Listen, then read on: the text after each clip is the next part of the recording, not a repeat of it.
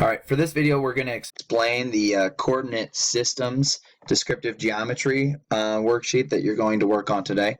As it says down here in the agenda, you can go ahead and find it in your My Work tab. You can also do this with a partner as long as you are being caring communicators and respectful of each other, and make sure that you both are completing your own worksheet. Don't just do one, do both. So to get to your coordinate systems descriptive geometry worksheet, which is arguably the worst name for anything I could come up with, but I didn't make it.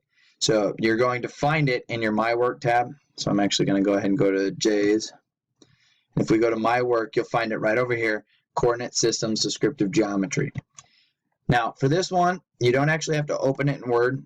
It says right here, do not edit in Word. You're just going to type or draw directly over it.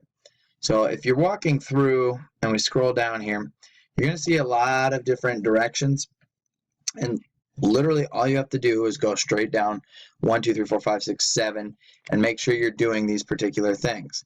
Now he's already started, or I already started his for him a while ago. Make sure you're taking this XY coordinate plane. You're going to label your axes. You're going to start to find different points. So if I were to find this point 3 and 2, remember the first number is always the x-axis, so you're always going to go left to right on the first number. The second number is always on the y-axis, so you're going to go up and down. So for here, 3 and 2, I'm going to go over 3, and I'm going to go up 2. So point A would be right here, and I'm actually would probably draw or type the letter A right there. So now I have that labeled. If you want to draw using your pen, you're more than welcome to do that. It's entirely up to you. As you go down, it's going to get a little bit crazier. You're going to start to see some different shapes in here. Make sure you are labeling the X and Y axis, and then follow the directions that are on there. It's pretty self-explanatory. When you get to this one, it's actually going to tell you to draw one of the initials in draw one of the initials of your name. So for me, if I wanted to do an L, I can make a big L somewhere, whatever it is. I'm not actually going to do it. And then I'm going to, wherever the lines intersect, I'm going to label those points. So like I would probably do the corners or whatever. And if you have like an S or something, some of your lines might actually come through different points or come through the middle of a block. Make sure somewhere along the line your drawing hits an actual intersection. That'll make things easier for you. Now when you get to this part, this is going to be a little bit different. This grid paper is actually in 1/8 of an inch, and up here where it says fraction decimal, you're going to need to use a calculator to get this.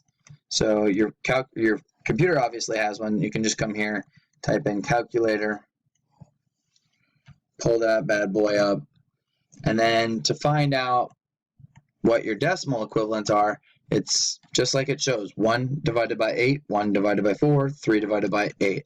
So I could just do 1 divided by 8 equals, and so here my decimal equivalent would be 0.125. When we move down here just a little bit to the grid, which is all of a sudden not wanting to work, there we go. You're going to need to find, let's see, I will have to leave, actually, you know what, skip this part for right now. I am not going to have a block for you. We will do this together in class when I get back. Other than that, answer these conclusion questions, and then after you're finished with that, you want to go back to your design cycle worksheet. Make sure you have all this information filled out, so don't leave any of these blanks. Okay, make sure all the questions are answered and all that. When this is fully completed and your coordinate systems descriptive geometry worksheet is done, you are able to have game time, music time. Please make sure games are all school appropriate games, and our music and our volume is at a appropriate level. Thanks.